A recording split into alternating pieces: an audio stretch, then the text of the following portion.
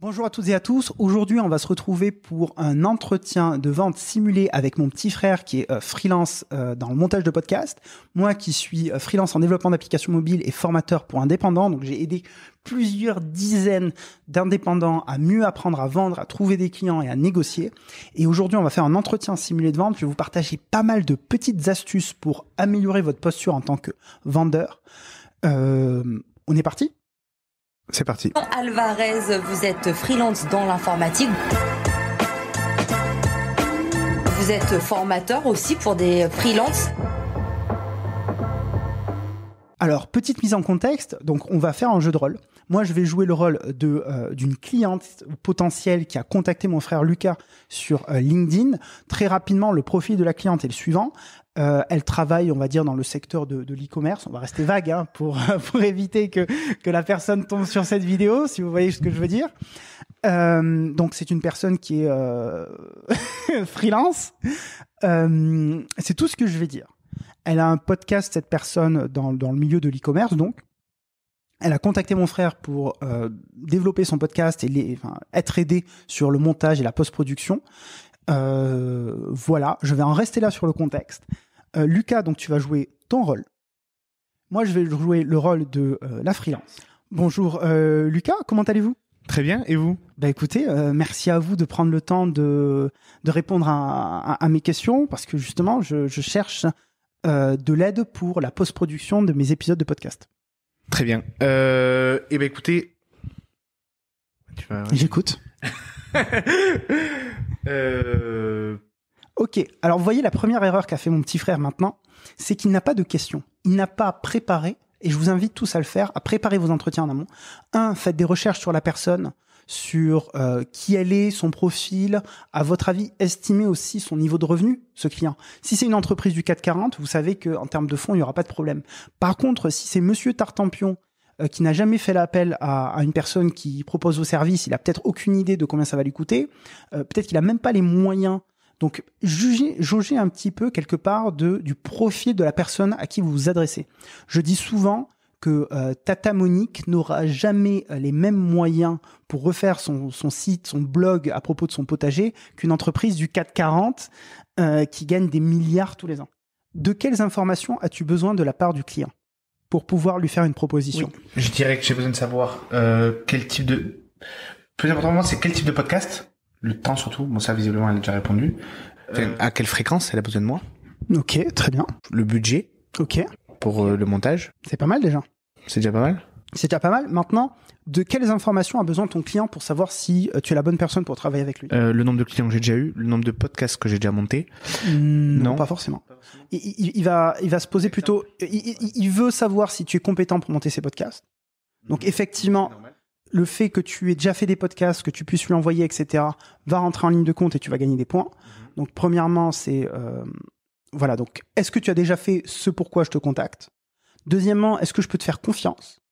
Et généralement, comment est-ce que tu vas répondre à ça ? C'est via des recommandations, en lui démontrant ta compétence, en lui envoyant des podcasts que tu as déjà montés. Et ensuite, combien ça va me coûter ? Et oui, j'ai besoin de savoir combien tu vas me coûter, etc. Et à la limite, comment on va s'organiser ? Et est-ce que tu es sympathique ? Est-ce que je m'entends bien avec toi ? Est-ce que je me vois collaborer avec toi ? D'accord. Donc, tu vois, tu le sais, ne reste pas bloqué. Là, Lucas, il a tendance à partir un petit peu, c'est le cas de tous les freelances qui démarrent, c'est de passer en mode un petit peu robot. Tu te dis, ok, quelles questions je dois poser ? Ok, je me fais ma liste de questions, je dois poser toutes mes questions, mais en fait, mince, j'ai posé la première question, et en posant ma première question, non seulement il a répondu à la première question, mais il a aussi à la question à la numéro 3, du coup, je vais lui reposer des questions auxquelles il m'a déjà donné des réponses, et je passe pour un amateur. Tu vois ? Reste fixé sur qu'est-ce que tu as besoin de savoir, toi, déjà ? Et qu'est-ce qu'il a besoin de savoir, lui ? La première partie d'un entretien de vente, c'est ce qu'on appelle la qualification. Donc, tu as besoin de savoir de quoi la personne a besoin et pourquoi elle souhaite faire ce qu'elle te demande. Et pourquoi est-ce que tu as besoin de savoir ça ? C'est pour savoir si, déjà, est-ce que je suis la bonne personne ? Est-ce que je suis capable de faire ce que tu souhaites ? Deuxièmement, qu'est-ce qui te motive à faire ça ? Parce que peut-être que ce que je propose aujourd'hui, moi, si je sais exactement pourquoi tu souhaites faire ça, je peux te proposer d'autres choses ou une autre solution à laquelle tu n'as pas pensé, toi, client, parce que ce n'est pas ton métier, parce que je connais ton objectif réel. Un podcast qui cherche à se développer, il va avoir besoin de visibilité. Donc la notion d'extrait et à diffuser, etc., elle va rentrer en ligne de compte et va être très importante. Alors que peut-être qu'elle va pas te la demander de prime abord. Tu vois, donc mais tu peux la proposer, tu peux la suggérer. Et une fois que tu as compris tout ça, tu lui demandes, ok, très bien, vous avez besoin de tout ça. Quels sont vos critères de choix? Comment est-ce que vous allez le choisir, ce freelance? Parce que j'imagine que je suis pas le seul que vous avez contacté. C'est vrai. Eh oui, c'est sûr. On va inverser les rôles. Je vais faire toi et toi tu vas faire le vendeur. Ok. Fais des ring. Je vais te montrer comment c'est fait. Allez, vas-y. Je vais te défoncer. Bonjour. Non, c'est toi de faire ton ring. Dring. Bonjour Lilian. Bonjour. C'est bien Lucas? Oui, c'est moi-même. Vous allez bien? Très bien, et vous? Bah écoutez, ça va très bien. Je vous remercie de m'avoir contacté sur LinkedIn. De ce que j'ai compris, vous souhaitez améliorer et sous-traiter le montage et la post-production de votre podcast? Exactement, c'est bien pour ça que je t'ai contacté, puisque j'aimerais donc améliorer la qualité de mon son, et je pense qu'un professionnel le ferait forcément mieux que moi, puisque je ne suis pas de base de cette formation, de cette profession-là. Bah écoutez, moi ce que je vous propose aujourd'hui, c'est que j'en sache un petit peu plus. Je vous pose des questions pour savoir là où vous en êtes aujourd'hui et quels sont vos objectifs. Parce que je ne suis même pas sûr, peut-être que de pouvoir vous aider, parce qu'en fonction de là où vous en êtes, peut-être que je vous serai même pas utile. Est-ce que je peux vous poser quelques questions? Très bien. Est-ce que vous pouvez me dire un peu plus sur, par exemple, le matériel que vous utilisez aujourd'hui? Micro-cravate. Okay. Genre B.A.B.A. de trucs. Micro-cravate. Le moins cher. Vous utilisez un micro-cravate. Est-ce que... ok, très bien. Est-ce que aujourd'hui vous êtes disposé? Est-ce que vous êtes prêt à investir de l'argent pour avoir un meilleur matériel? Et je vais vous dire pourquoi très simplement. Parce que grosso modo, pour améliorer la qualité de son d'un podcast, on peut agir à deux niveaux. Le premier, ça va être le matériel qui va capturer, qui va enregistrer l'image et peut-être, enfin surtout le son de votre podcast. Et ensuite, ça va être la post-production avec tous les traitements qu'on va pouvoir faire par la suite. Du coup, est-ce que vous avez déjà réfléchi à ça? Est-ce que c'est une question qui vous a traversé l'esprit? Oui, très simplement, mais le principe de ce podcast là, pour l'instant, c'était plus peut-être d'investir donc au début du post-production, et au fur et à mesure, si le podcast continue de grossir et que ma communauté grandit et que je ressens le besoin donc de changer mes équipements, là dans ces cas-là, oui, j'investirai dans un matériel un peu plus professionnel. Votre podcast aujourd'hui, quel est votre objectif? Pourquoi est-ce que vous avez créé ce podcast? Le principe d'avoir formé un podcast sur le e-commerce, c'est d'avoir un peu plus d'impact et peut-être à terme, donc déjà avoir plus de visibilité sur mes clients qui peuvent plus facilement voir qui je suis, les rendre un peu plus confiants et d'une autre main, ce serait peut-être à terme de créer une formation et d'avoir une meilleure visibilité puisque je pourrais toucher les gens donc de mon univers. Donc, ce que j'entends dans ce que vous me dites, c'est que finalement, ce podcast, pour vous, c'est une source d'acquisition de clients pour votre activité de freelance? Alors, pas forcément une source comment tu m'as sorti ça? Une source d'acquisition. Une source d'acquisition de clients, mais ça me permet d'avoir une figure publique plus importante. Puisqu'aujourd'hui, si on tape le nom d'un freelance classique sur Google, on va peut-être trouver sa page LinkedIn, sa page Malte, ou quelque chose donc assez classique, hein, Facebook, Instagram ou peut-être pas. Et si là aujourd'hui on recherche mon prénom et mon nom, on va tomber déjà non seulement sur ma page LinkedIn, sur ma page Malte, mais aussi potentiellement sur mes vidéos YouTube. Et là on peut voir donc que j'ai de l'expérience, que j'apprends de mes erreurs, que certainement mon niveau. On peut voir aussi mon niveau de freelance et ça donne aussi une visibilité et ça rassure le client, ça le rend plus confiant. Donc, ce que j'entends, c'est que vous souhaitez quelque part, via cette création de contenu, augmenter votre crédibilité et notoriété. D'accord, très bien. Est-ce que aujourd'hui, ce podcast, j'imagine qu'il est gratuit, est-ce que vous avez un modèle économique sur la rémunération, etc. Et la raison pour laquelle je vous pose cette question, c'est parce que si on travaille ensemble aujourd'hui, il va y avoir un coût, il va y avoir des frais.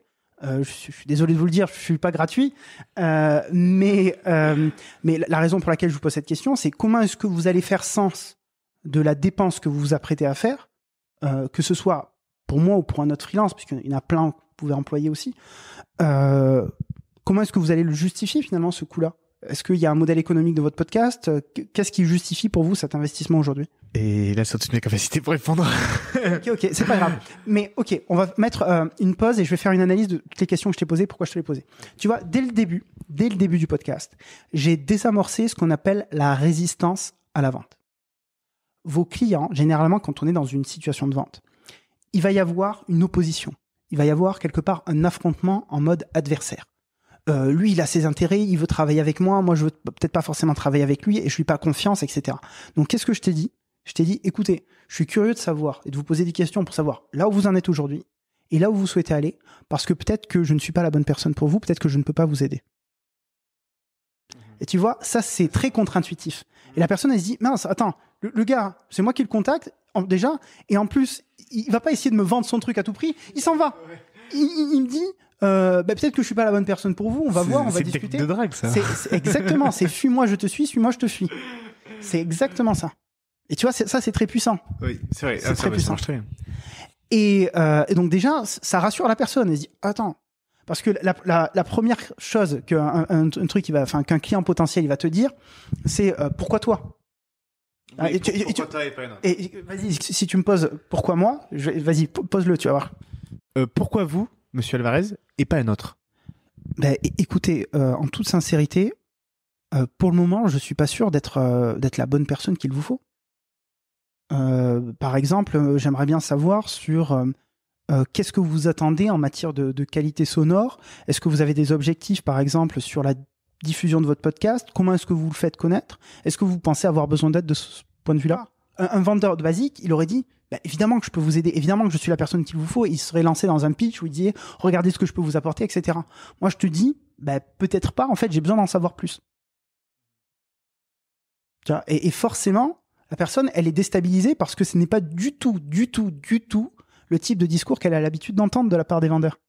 Donc, je désamorce cette résistance à la vente en disant ce genre de choses. Une autre question que j'aimerais te poser, si on revient au jeu de rôle, quand tu me dis, comment vous justifiez donc le coût que vous avez sur ce podcast? Pourquoi je te pose cette question? Voilà. Non, alors évidemment, c'est pour arriver derrière sur le budget et le. Pas forcément. Le budget même, ne serait-ce que de savoir combien tu vas me demander pour monter le podcast, combien je vais demander logiquement dans l'autre sens. Et là, le problème, c'est que la dame, imagine-toi, elle me dit écoutez, de toute façon, moi j'ai des revenus de freelance qui font que je peux me permettre donc aujourd'hui de couvrir un podcast et de le financer sans problème.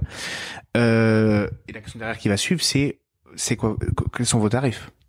Alors, soit si j'ai assez d'informations, je te donne un prix. Soit si j'ai pas assez d'informations, je creuse encore. Je dis, écoutez, je vais vous donner un prix, mais d'abord, j'aimerais bien savoir telle et telle chose. Et ensuite, ne vous inquiétez pas, je vous dirai exactement combien ça va vous coûter. Est-ce que ça va? Je peux vous poser quelques questions encore sur exactement ce que vous recherchez? Et j'enchaîne sur, est-ce que vous souhaitez, par exemple, qu'est-ce que vous souhaitez concrètement? Exactement, voilà. Voici les choses que je peux proposer. Est-ce que vous pensez que c'est pertinent pour vous? C'est super important, il faut faire ça, c'est pour faire connaître votre podcast, etc. Je fais ça. Est-ce que vous pensez que dans votre situation, c'est pertinent pour vous? Voici les résultats que j'ai obtenus pour mes clients. Voici pourquoi mes clients souhaitent aujourd'hui que je propose ce type de service. Est-ce que c'est pertinent dans votre cas à vous? Tu laisses le client choisir. Tu proposes, voilà. La raison pour laquelle j'ai posé cette question sur le modèle économique, en disant, OK, comment est-ce que vous allez justifier cette dépense? C'est parce que lorsque vous vous adressez à un client, et notamment à un dirigeant, je dis bien un dirigeant. Les managers ne se posent pas la question en moyenne du ROI, du retour sur investissement. Un dirigeant, toujours. Le dirigeant, il dit, OK, il va y avoir tant qui sort de ma poche, combien va re-rentrer? C'est une question qu'il a systématiquement. Du coup, si tu ne lui poses pas la question, tu ne sauras jamais ce qui se passe. Et tu ne sauras jamais ce qui peut justifier qu'il dépense de l'argent pour toi. Si je te dis... je suis un grand groupe. Écoutez, en toute sincérité, nous, c'est un projet de test. On est une grosse société, on n'a aucun problème avec ça. Ça te rassure. Tu dis, OK, il n'y a pas de souci. Par contre, si je te dis, écoutez, c'est une bonne question, je sais pas trop, parce que je démarre mon activité, etc. Tu peux dire, écoutez, je suis peut-être pas la bonne personne pour vous dans ce cas-là, parce que si vous démarrez, pourquoi est-ce que, peut-être que je peux vous rediriger vers une option un peu moins chère, un peu moins coûteuse pour vous. Tu vois, et dans ce cas-là, peut-être que plus tard, si la personne développe son activité, elle reviendra vers toi. Elle leur sera reconnaissante d'ailleurs parce que tu l'as aiguillée vers une solution moins coûteuse qui s'adaptera à sa situation. Tu vois. Quel type de situation? Au phonique. Faites-le vous-même. Faites-le vous-même. Exactement. Je peux lui donner une formation. C'est tout à fait ça. Je peux vous former. Ben oui, tu dis, écoutez, moi je peux vous former et vous apprendre à le faire. On se met 2 heures ensemble, ça vous coûtera tant, et au moins vous serez indépendant. Est-ce que ça pourrait être quelque chose qui peut vous intéresser? Tu vois? Et le fait de poser cette question, tu jauges un petit peu de la situation financière de la personne et des questions qu'elle se pose. Continuons. Alors, quels sont vos critères de choix pour le freelance que vous allez choisir?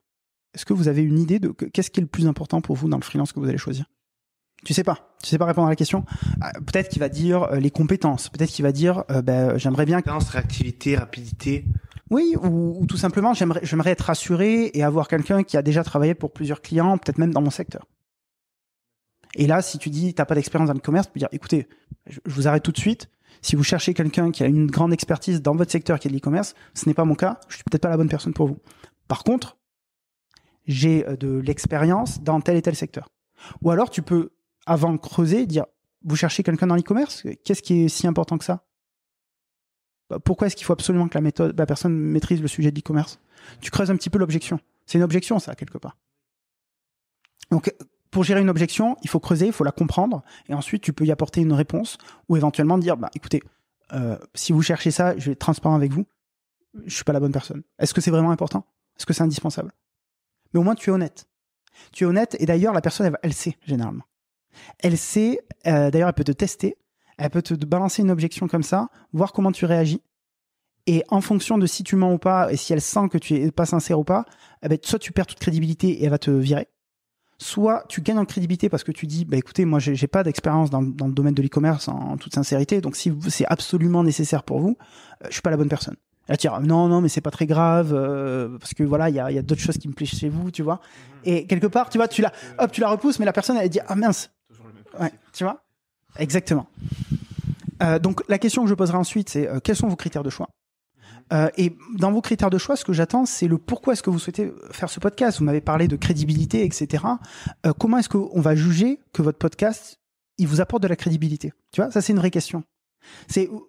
Et c'est là que tu le relis à ces critères de choix. C'est-à-dire que, imagine la personne, elle te dit, moi, je souhaite créer un podcast pour gagner en visibilité, pour gagner des clients.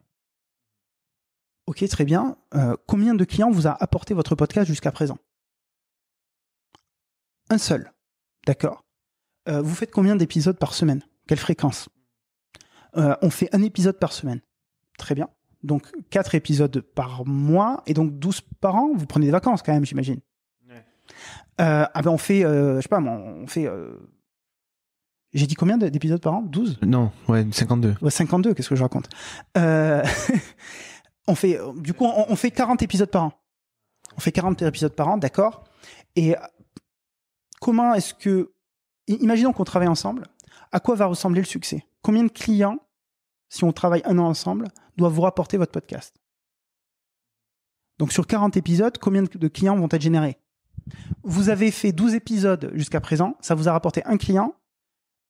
Si vous me dites 4, on reste dans la même lignée. Peut-être qu'on peut être un peu plus ambitieux parce que je vais vous aider, etc. On va industrialiser le truc. Donc peut-être, par contre, si vous me dites 40 clients et que vous en avez eu un jusqu'à présent, je vais dire, attendez, moi je suis pas sûr qu'on va y arriver là. Et ensuite, quand elle va te dire, voilà, j'aimerais bien 5 clients sur 40 podcasts, tu peux dire, ok, très bien, vous en avez déjà eu un, donc ça me paraît cohérent comme objectif. Ces clients-là, c'est quel type de client que vous recherchez aujourd'hui? Est-ce que vous pouvez m'en dire un peu plus? C'est ce type de client-là, d'accord. Et ces clients-là, ils vous achètent quel type de prestation, tu vois? Et donc, quelque part, je vais essayer de juger combien va lui rapporter chaque client qu'elle va gagner. Et en moyenne, combien est-ce que vous facturez à ces gens-là? Je vends une prestation à 10 000 euros. Ok, très bien. Donc, grosso modo, ce que vous êtes en train de dire, c'est que pour que ce soit un succès, ce podcast et notre collaboration, il faudrait que ça vous rapporte 5 clients à 10 000 euros, donc 50 000 euros. Est-ce que j'ai bien compris? Et à partir de là, tu peux mettre en avant ton prix relativement à ce que ça va lui rapporter. Ouais. Et donc, la personne, quand elle va te dire 100 euros par podcast, je te dis n'importe quoi, peut-être que ça sera 500 euros par podcast, n'est-ce pas? Quand elle va te dire 100 euros, je dis n'importe quoi, c'est beaucoup trop cher. Tu dis, attendez, vous êtes en train de me dire 100 euros par podcast, avec 40 podcasts, ça fait 4 000 euros. 4 000 euros, on a un objectif de 50 000 euros. Ça fait moins de 10%. Donc, tu vois, tu va ancrer quelque part avec un prix élevé et enfin l'objectif et dire attendez, vous êtes en train de me dire que vous n'êtes pas prêt, donc vous voulez un retour sur investissement qui est de combien? Et ouais. Vous voulez un retour sur investissement qui est supérieur au Bitcoin en fait. Alors, je suis désolé, je suis bon, hein, mais si vous connaissez un aussi bon retour sur investissement, moi je suis prêt à investir. Mais tu vois, j'aurais pas qu'elle de poser ces questions-là. Tu sens dans mon intonation, même si je dois challenger le client de OK, aujourd'hui, attendez, vous êtes en train de me dire que votre objectif il est de 50 000 euros, mais que 4 000 euros ça vous fait trop cher? Est-ce que tu entends mon intonation de voix? Oui. Mon intonation de voix, c'est pas attends, ton objectif c'est 50 000 euros et tu vas me dire que 4 000 euros, c'est trop cher? Ouais. Là, tu sens le niveau d'agressivité? La même phrase dite avec une intention différente véhicule un message totalement différent. Et en plus, tu remarqueras que quand je te pose cette phrase, je ralentis. Cette phrase, je ralentis. Je dis, OK, donc si j'ai bien compris, votre objectif, il est de 50 000 euros, mais aujourd'hui, vous n'êtes pas disposé à investir plus de 4 000 euros? T'as vu comme je ralentis? Et quand je ralentis, ça t'invite à plus réfléchir. Ça te fait ralentir à toi aussi. Ouais. Je contrôle on appelle ça la frame, le rythme de la discussion. Mm-hmm. Donc ça, c'est une petite subtilité. Et si tu rates ton intonation, c'est mort. Ça, à l'écrit, c'est mort. Parce qu'à l'écrit, t'as pas l'intonation de la voix. Ouais. Donc ça peut être perçu comme très agressif. C'est pour ça qu'il faut poser ce type de questions à l'oral. Ensuite, poursuivons. Une fois que j'ai récupéré les critères du succès, alors généralement je vais essayer de les rattacher à un montant, mais c'est pas tout le temps possible. Ok. Mais j'ai envie de savoir comment est-ce que vous allez juger, cher client, que notre collaboration est réussie. Quels sont vos critères de choix, quels sont vos critères de succès, les métriques qu'on aimerait atteindre, etc., etc. Ensuite, je vais lui demander, ok, très bien. Donc de ce que j'ai compris, votre objectif c'est A, B, C, D. Donc je récapitule toujours pour avoir une confirmation orale de la personne, dire oui c'est exactement ça, vous m'avez compris. Parce qu'un client il achète quand il sent qu'il a été compris et pas quand il a compris ce que tu avais à lui vendre. Il faut que tu lui démontres que tu as compris ce qu'il voulait. C'est le plus important. Pourquoi c'est le plus important? Parce que lui, il n'a pas forcément la capacité à juger que tu as les compétences ou pas. Donc, il veut s'assurer que tu as bien compris exactement ce dont il avait besoin. C'est pour ça que tu dois creuser. Et quand il se sent qu'il a été compris, il dit « Ok, je peux acheter, il a compris ce que je voulais. » Et peu importe, même s'il ne comprend pas très bien tous les détails de ton offre, et toutes les subtilités des traitements que tu vas faire, il sent que tu l'as compris. Il sent que tu as compris l'objectif. Ensuite, donc, je vais lui demander, OK, très bien. J'ai compris vos critères de succès. Comment est-ce que quelles sont les preuves que je pourrais vous apporter qui témoigneraient quelque part que je suis la bonne personne pour vous? Est-ce que, par exemple, si je vous mets en relation avec un de mes clients pour lequel je monte des podcasts, pour que vous lui posiez toutes les questions, est-ce que ça vous rassurerait? Est-ce que ça vous intéresserait? Ensuite, tu peux dire, écoutez, à partir de pour quand vous avez besoin de commencer et de déléguer ces podcasts? Si demain on travaille ensemble, c'est pour quand? Là, il va te dire la semaine prochaine, il va te dire c'est dans 3 mois, et en fonction de la temporalité, tu vas pouvoir faire une offre tout de suite ou pas. Oui, mais le problème c'est que si elle me dit par exemple là, j'ai besoin de podcast, mais on commence dans 4 mois. Généralement, la personne, ça serait étonnant. Ça serait étonnant parce que la personne, elle va pas s'embêter à faire des entretiens pour un besoin qui est dans 4 mois. Ouais. Généralement, ça va être plutôt rapidement. Et si, par contre, tu peux challenger, si elle te dit, voilà, j'en ai besoin pour la semaine prochaine, dis, ah bon, la semaine prochaine? Qu'est-ce qui se passe si vous ratez la deadline? Tu vois, parce que tu as certains clients, et même durant la relation, qui vont te dire, il me faut ça pour demain. Ils vont te mettre la pression, alors qu'ils n'en ont pas forcément nécessairement ils en ont pas nécessairement besoin pour demain. Mais ils vont te bousculer comme ça. Et si tu lui dis, OK, qu'est-ce qui se passe si on loupe la deadline de demain? En fait, non, il y a rien de grave. La plupart des gens, ils vont te dire ça. Ou alors, ils vont te dire, écoutez, je reçois un tel. Ce sont des gens très importants. J'ai besoin d'un très bon résultat très rapidement parce que j'ai des gens importants qui vont venir sur mon podcast. Et là, tu viens de récupérer une information capitale qui est que elle a d'autres personnes sur son podcast. Elle a un besoin urgent. Et donc, potentiellement, elle est prête à payer plus cher parce que elle a ce besoin urgent ou elle a besoin de certaines garanties. Je vais vous raconter une anecdote. J'ai une plateforme de freelance qui m'a contacté pour réaliser un interview de leur fondateur sur ma chaîne YouTube parce qu'ils font un rebranding de leur plateforme de freelance. Un rebranding, c'est qu'il recrée la marque un petit peu, l'identité graphique, etc. Il recrée un nouveau truc. Ce qui est important, c'est que j'ai demandé qu'est-ce qui était important pour elle, et j'ai vraiment creusé, et elle m'a dit, nous, on va lancer la com du 9 au 16 mai, et on a besoin, je sais que selon les plateformes de podcast, enfin selon les podcasteurs, chacun a son propre calendrier déjà prévu à l'avance. Et moi, j'ai besoin que la diffusion se fasse à ce moment-là parce qu'on va lancer la com à ce moment-là. Donc, il va y avoir tout on va essayer de faire du maximum de bruit à ce moment-là. Donc, en fait, si je te dis dans mon devis, je te garantis que le podcast, il sera diffusé de telle date à telle date, ou que toi, je te garantis que le podcast, il sera prêt à telle date parce que je sais que tu en as un besoin important, etc., par rapport à tel et tel événement. Alors, soit tu montes le prix, soit tu peux dire, écoutez, si je loupe la deadline, vous ne payez pas le podcast. C'est vrai que c'est pas mal ça. Et oui, ça c'est très puissant parce que si la personne elle vous dit c'est super important, il me le faut à telle date, et que vous savez que vous il y a aucun problème, vous pouvez très bien le gérer à cette date, etc. Mais vous savez que c'est très important pour elle, vous pouvez lui garantir quelque chose qui a peu d'importance pour vous mais qui a beaucoup de valeur pour le client et gagner énormément de points. Parce que les autres, ils n'auront même pas posé la question, donc ils ne sauront même pas que c'est important pour elle, parce que peut-être qu'elle va même pas lui penser à lui dire. Et toi, tu auras chopé l'information et tu mettras en devis. Je vous garantis que à telle date, vous aurez le montage, je vous le communiquerai via tel fichier, à telle adresse, etc. Sinon, vous ne payez pas. C'est gratuit. Et là, la personne elle va dire, ok, vas-y, je signe. Quitte à payer un peu plus cher, tu vois. Il est prêt à mettre quelque part sa peau en jeu, même si il n'y aura pas de souci, tu vois, à moins qu'il y ait un problème. Voilà pour ça. Ensuite, moi, ce que j'aime bien poser une fois que j'ai tout ça qui est clair, c'est comment est-ce qu'on s'organise, comment est-ce qu'on va travailler ensemble. Parce que même si la personne elle est intéressée à travailler avec vous, il faut toujours parler sans comment on s'organise. Le oui, il a très peu de valeur.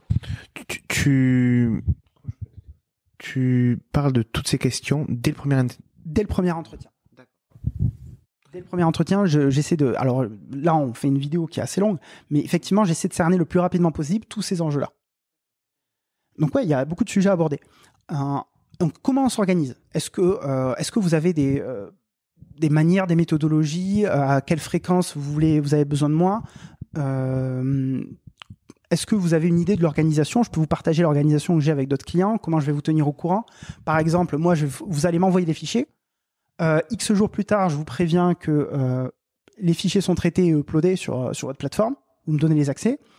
Et X jours plus tard, si tout est OK, vous me validez le podcast et ensuite, je vous fais les extraits pour faire la pub du podcast.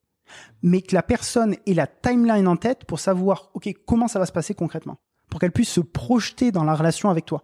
Si les gens peuvent se voir et se projeter dans la relation avec le freelance, tu gagnes des points. Parce qu'elle imagine, le client, tu veux qu'il imagine une relation future avec toi. Et pas avec quelqu'un d'autre. Effectivement. Ensuite, c'est le moment de conclure la vente. Tu as toutes les informations qu'il te faut. Imaginons que la personne veuille des réels, etc., etc. Donc là, qu'est-ce que je vais faire ? Je vais dire, OK, je vais te poser la question. Est-ce que il y a des questions que j'aurais dû vous poser et que j'ai oublié de vous poser parce qu'il y a des éléments. Est-ce qu'il y a des éléments que j'ai oubliés ? Et la personne elle va te dire oui ou non. Si elle te dit non, elle dit écoutez, si j'ai bien compris votre besoin aujourd'hui, votre objectif, c'est de faire 40 podcasts par an. Ces 40 podcasts, l'objectif, c'est qu'ils vous génèrent 50 000 € grâce à 5 clients votre cible, c'est un tel. Et si on y arrive à cet objectif, vous considérerez notre relation comme un succès. C'est bien ça ? Est-ce que je me trompe ? Non, Lucas, tu ne te trompes pas. Ok. Si je vous propose de monter par épisode tous ces éléments-là, c'est-à-dire le traitement du son, l'intro, l'outro, etc., avec les extraits pour 500 € par épisode, est-ce que vous seriez disposé à ce qu'on débute notre relation la semaine prochaine ? Et là, tu marques un silence. Et la personne va faire 500 €? Waouh, non, 500 €, Lucas, c'est beaucoup trop cher.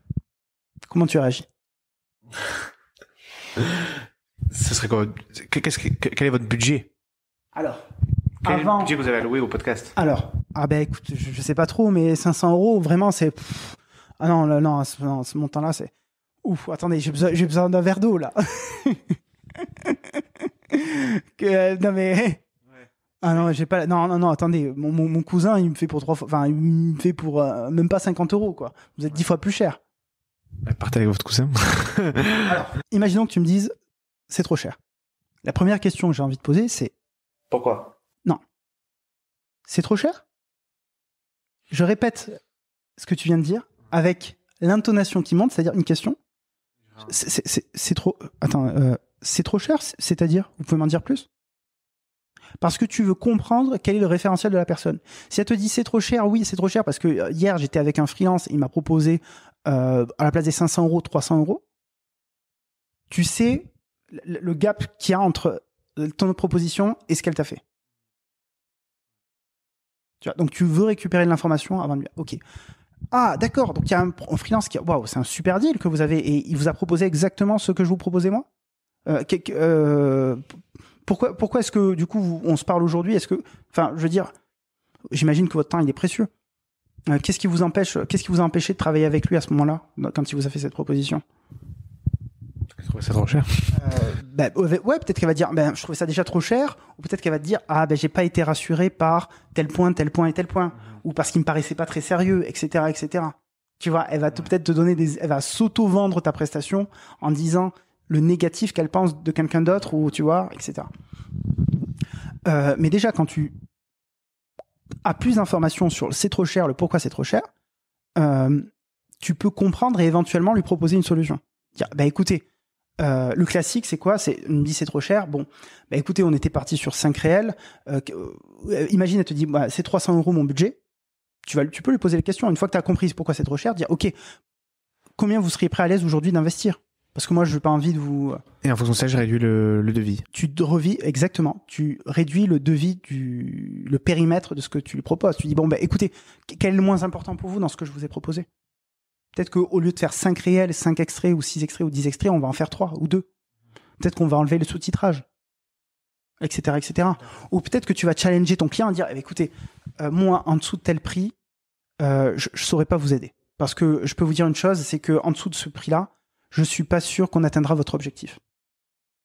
Je suis pas rassuré et franchement, je préfère pas prendre ce contrat. Est-ce que je dis que j'ai peur de ne pas arriver aux objectifs? Parce que ça, après, on sait pas. Mais est-ce que ce serait pas plus judicieux de dire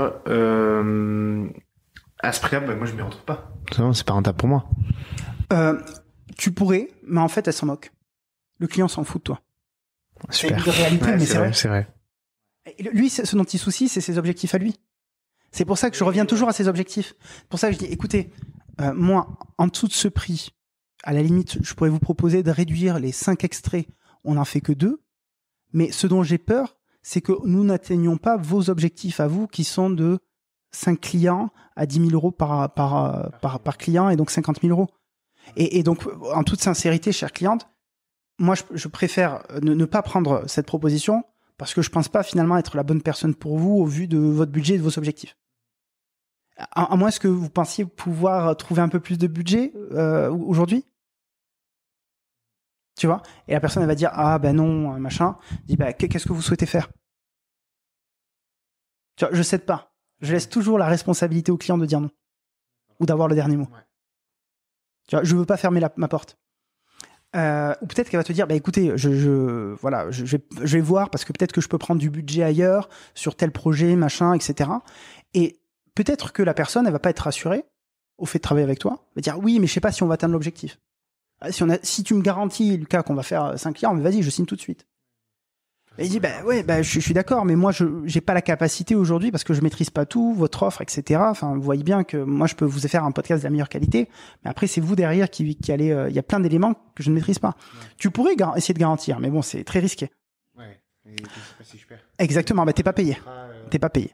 Voilà, donc c'est difficile, c'est compliqué, c'est très risqué de faire ce genre de deal et je te le conseille pas au début. Par contre, ce que tu peux proposer, c'est de dire, écoutez, chère cliente. Aujourd'hui, moi, on peut faire un essai à tel prix avec tel et tel machin. On fait un épisode. Et si vous n'êtes pas satisfaite de l'épisode, chère cliente, cher client, et que vous ne l'utilisez pas, parce que vous n'êtes pas satisfait du résultat, eh ben je vous facture pas l'épisode. Donc ça, cette posture du satisfait ou remboursé, clairement, elle est très risquée. Elle est très risquée, mais étant donné que tu débutes, j'ai pas de... Le problème, c'est que j'ai pas de clients. J'ai pas de notoriété. Tu t'as pas encore beaucoup de notoriété. C'est pas comme si t'étais inondé de clients. Si vous êtes inondé de clients, vous, là, qui regardez cette vidéo, que on vous en contacte, jamais vous proposez ça. C'est vraiment si vous êtes en difficulté pour trouver des clients et que quelque part c'est votre porte d'entrée, qu'au pire vous allez perdre 2-3 heures finalement à faire ce montage, etc. Et que finalement c'est plutôt que d'être sur votre canapé, au moins vous allez travailler, vous allez faire quelque chose, vous allez potentiellement gagner un client. Au pire vous le perdez et c'est fini. Au pire la personne vous paie et vous gagnez un nouveau client. Quelque part tu prends tout le risque pour toi. Donc il a aucune raison de te dire non quand tu dis ça. Et au pire des cas, ce que tu peux lui proposer, si la personne, elle est satisfaite, mais elle dit, ouais, écoute, Lucas, franchement, ton podcast, il est bien, mais 300 €, ça va nous faire trop cher. Il dit, écoute, ton budget, il est de 200, je te le facture celui-ci à 200. Tu l'utilises. Par contre, on en reste là. Et à ce moment-là, tu gagnes 200 €. C'est mieux que rien. Et ensuite, tu peux dire, j'ai monté tel épisode de tel podcast. D'accord. Quand on te demande la liste des clients, tu vois, tu peux dire, j'ai travaillé avec un tel, j'ai fait cet épisode. Tu vois, tu peux utiliser tes références quelque part pour d'autres clients. Donc ça peut être une stratégie. Maintenant, elle est très risquée et je t'invite à la prendre j'invite tout le monde et surtout les gens qui regardent à la prendre avec des pincettes, même si, en termes de désamorçage d'objections, c'est la meilleure. Tu peux pas faire mieux. La question que je me pose, c'est au niveau des contrats. Comment tu fais pour valoir le fait qu'elle ne va pas me rémunérer sur un produit et qu'il ne faut pas qu'elle l'utilise? Franchement, je me prendrai pas la tête là-dessus. Je chercherai pas à avoir un avocat et à commencer à faire le machin, parce que de toute manière, tu risques de passer plus de temps à chercher l'avocat, à chercher le bon contrat, et ça va te coûter plus d'argent que ce que tu vas finalement gagner. La plupart des gens sont très honnêtes. Si tu sens que la personne elle est honnête en face de toi et que de toute façon elle a la propension à payer, etc., que c'est une bonne boîte derrière, t'as très peu de risques à faire ça. Moi, j'ai un des copywriters de la formation qui a fait ça pour des articles. Il a gagné plein de clients comme ça en disant, écoutez, si l'article il vous plaît pas, d'essai, vous l'utilisez pas et je vous le facture pas. Et tous les gens ils se disent, ouais, d'accord, on y va. Et finalement, non seulement ils l'utilisent, mais ils sont contents du truc et c'est parti, ils leur signent 15 articles direct après. Et ils passent devant tout le monde parce que personne n'ose proposer, tu vois, ce genre de truc. Les gens ont peur de perdre. Évidemment qu'ils ont peur de perdre. Normal. Tu vois. Mon premier. Voilà. Ensuite, donc ça, c'est à proposer que si vraiment tu manques d'opportunités. Si demain, via la vidéo sur la création de contenu et comment trouver des clients, tu as 60 opportunités, tu peux jouer la fine bouche. Tu peux monter tes prix, tu peux devenir insolent. Dire, écoutez, vous avez pas d'argent, écoutez, je suis pas la bonne personne pour vous, merci, au revoir. Tu vois, si t'es dans l'opulence, tu peux te dire, c'est pas grave, bonne journée, monsieur. Alors que si t'es pas dans l'opulence, tu vas rentrer dans une phase de négo et c'est normal au début de pas l'être, tu vois ce que je veux dire. Et en plus de ça, donc tu vas travailler ton expertise, tu vas développer tes compétences aussi et tu vas gagner en crédibilité parce que tu augmentes ta liste de clients, etc., etc. Voilà. Donc, objection, tu es trop cher, c'est la classique. Une autre pourrait être, écoutez, merci pour cette proposition, je vais y réfléchir. Je dois en parler à ma femme. Il faut que j'en parle à ma voyante. Il faudrait que j'en parle à mon chat, en fait, pour savoir ce qui passe de votre proposition commerciale. Envoyez-moi un devis. Merci, Lucas. Ciao, bonsoir. Comment tu réagis là? Alors, je pourrais aborder cette question, cette objection, de deux manières qui soient. Soit je te répète ce que tu me dis. Vous avez besoin d'y réfléchir. Comme ça, je t'invite à m'en dire plus. Soit je te dis, écoutez, aujourd'hui, au vu de ce que je vous ai dit, quelles sont les choses qui pourraient entraver notre collaboration? Donc là, en fait, je t'invite à me dire, qu'est-ce qui te gêne? Qu'est-ce qui va pas? Parce que si tu me dis pas ce qui va pas, moi, je peux pas t'apporter des solutions. Et ça, les objections silencieuses tuent votre business de freelance. Moi, à chaque fois, quand je fais des entretiens avec des clients potentiels, que ce soit via ma formation pour freelance ou pour des clients à moi, sur ma prestation de service en freelance en développement d'applications mobiles, c'est une question que, quand ils disent je dois y réfléchir, je leur pose toujours qu'est-ce qui pourrait entraver notre relation? Et les gens, ils me disent, ah ben voilà, dans ma situation, je suis ça, donc j'hésite. Et je leur dis, ah ben dans ta situation, t'inquiète pas, il y a pas de souci parce que j'ai prévu ça. Ils me disent, ah bon, t'as prévu ça? Ah ben c'est trop cool. Et dans ça. Et tu vois, et du coup, je réponds aux objections parce que on me l'a déjà posé 15 fois cette question, enfin, cette remarque, cette objection, on me l'a déjà donnée 15 fois. J'ai déjà une solution adaptée. Je creuse toujours pour m'assurer que j'ai bien compris l'objection. Mais derrière, j'apporte une solution qui va répondre à cette objection à laquelle je n'aurais même pas pu répondre si le client ne me l'avait pas donné et si je n'avais pas posé la question en premier lieu. Donc, je passe à côté de la vente parce que j'ai pas osé creuser. Toujours creuser, du coup. Toujours creuser. Quelle autre objection pourrait t'envoyer à la figure? Donc, c'est trop cher, tu dois y réfléchir. T'as pas assez d'expérience. Écoute, Lucas, tu n'as pas assez d'expérience. On cherche vraiment quelqu'un d'expérimenté, quelqu'un qui a fait plusieurs podcasts, etc. Comment tu réagis? Le premier est gratuit. Satisfait remboursé. Alors oui, ça c'est la potentielle conclusion. C'est un peu la solution à tout en fait, quelque part. Dès que les clients a des doutes sur ta capacité à faire quelque chose, le meilleur moyen c'est quand même de lui dire satisfait remboursé. Oui, mais avant, il faut creuser. Donc, je suis désolé Lucas, mais voilà, je trouve que vous... Alors déjà, il te le dira pas comme ça. Il dit, ouais, je suis pas sûr que vous êtes la bonne personne pour nous. Ou imaginons qu'ils te disent, je pense que vous manquez d'expérience. Comment tu réagis? Lucas, je pense que tu manques encore un petit peu d'expérience pour bosser avec nous. Mais écoutez, ce que moi je peux vous proposer aujourd'hui... Non. Tu proposes pas, tu creuses l'objection. Pourquoi vous pensez que je n'ai pas assez d'expérience? Alors, je dirais pas pourquoi, parce que pourquoi amène les gens dans une posture défensive. Si je te dis pourquoi tu as choisi de mettre ce t-shirt aujourd'hui, tu vas mal le prendre. Oui, alors que si tu dis pourquoi, c'est quoi ça? C'est qu'est-ce qui vous amène à penser que qu'est-ce qui vous amène à penser aujourd'hui que je manque d'expérience? T'as vu comme je ralentis à la fin? Je l'amène à réfléchir. Qu'est-ce qui vous pousse à penser que je manque d'expérience? Qu'est-ce qui vous pousse à penser que je manque d'expérience? Très bien. Tu vois, tu l'as au niveau de l'intonation. Ben écoute Lucas, c'est parce que tu as travaillé que sur un podcast jusqu'à présent, hein, et nous on cherche vraiment quelqu'un de très expérimenté. De très expérimenté? Il y a un nombre d'années d'expérience avec lequel vous serez à l'aise? Oui, avec 5 à 10 ans d'expérience. Ah d'accord, et qu'est-ce qui fait que une personne avec 5 ans d'expérience est la bonne personne pour vous, et une personne avec 4 ans d'expérience, par exemple, n'est pas... Quelle est la différence factuelle, les compétences, grosso modo, qui font la différence? Ah, ben, on veut vraiment quelqu'un qui a de la bouteille au niveau du traitement des sons. Ah oui, et quels sont les traitements des sons que vous redoutez le plus?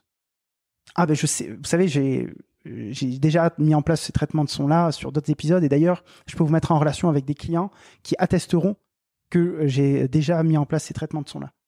Ah ben dans ce cas-là, il n'y a aucun problème. Ouais. Tu vois, parce que j'ai creusé l'objection, parce que j'ai posé des questions, et sincèrement, tu vois, je suis pas dans l'affrontement. Parce que si tu es dans l'affrontement en disant ah oui, vous trouvez vraiment que je suis trop jeune? Wesh, tu me prends pour un couillon ou quoi? Pourquoi tu trouves que je suis pas assez expérimenté? Tu vois, je te pose la question, ils vont se braquer, exactement. Alors que si je dis vous trouvez que vous trouvez que j'ai pas d'expérience? Le ton naïf, c'est le meilleur ton dans une négociation et dans un entretien de vente. Tu poses une question. Ah bon?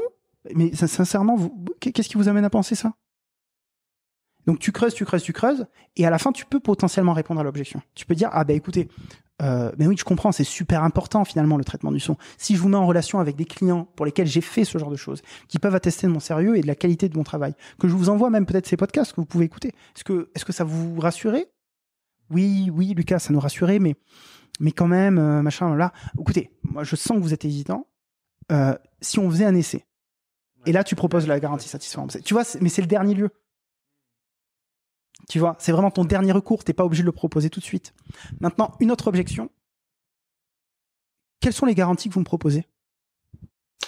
Qu'est-ce que vous voyez quand vous me dites, qu'est-ce que vous voyez par garantie?